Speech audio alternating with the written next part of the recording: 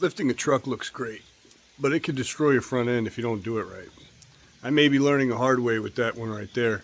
So here are the 7 biggest mistakes when lifting your truck. I got my lift off of eBay, surprisingly, for only 400 bucks, 400 and some change. What I didn't know at the time was that it was going to be missing parts that are really necessary for keeping your lift in good condition, keeping the suspension in good condition, and your wheels and everything. Some of these mistakes have to do with that. Mistake number 1 is CV axle angle. Anytime you do a lift, you're going to offset the angle of this axle. And if the angle is off, anytime you hit a bump or you're turning, or driving a little bit rough, you go a little bit of off-roading, you can run into a situation where that boot on either end will tear, even break the axle, depending on how high your lift is or how extreme that angle is.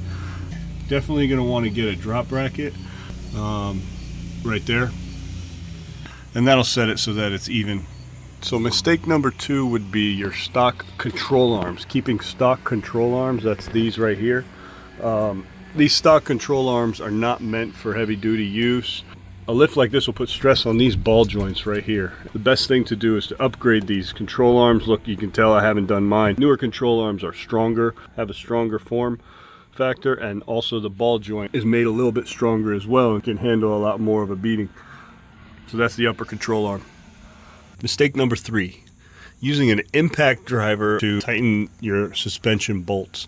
You don't necessarily want to tighten any bolt, let alone these suspension bolts, with an impact driver. An impact driver is going to over torque these bolts like crazy. I mean, I think it torques up to like 200, 250 foot-pound. Torque settings on these bolts are anywhere from 30 to 50 to 80, sometimes 150. If you over torque these bolts by using an impact driver, then you could definitely damage the bolt, you could damage the bushings, you could break something, and you'll have a heck of a time trying to replace and fix it.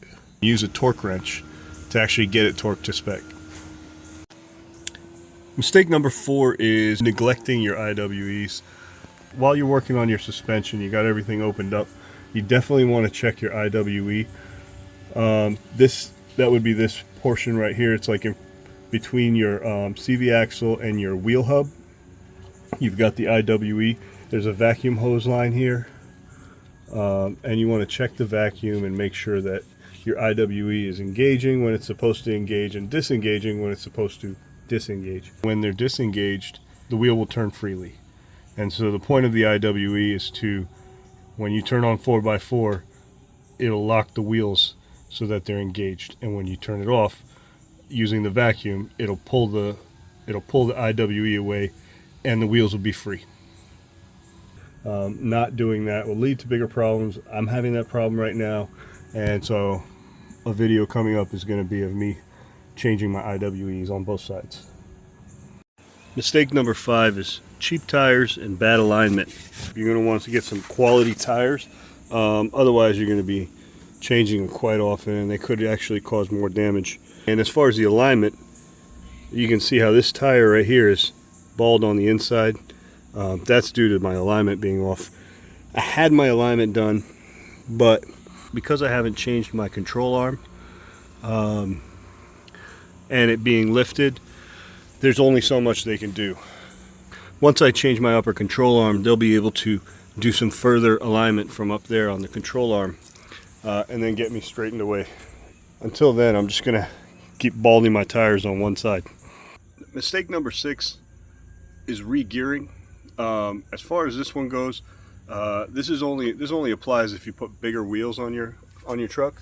I don't know if I'm going to be taking that on, and if I get a professional to do it, it could cost like a few $1,000s.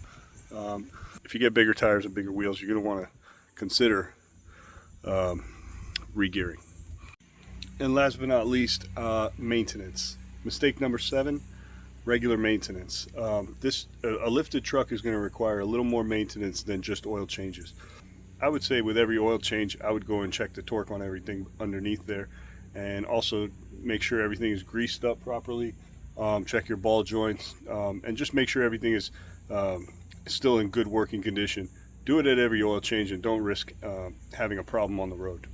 So if you're lifting your truck, these are the 7 things that keep your front end alive. subscribe to my channel so you can see the next thing I do on this truck, which is probably either the IWEs or the control arms. See you there.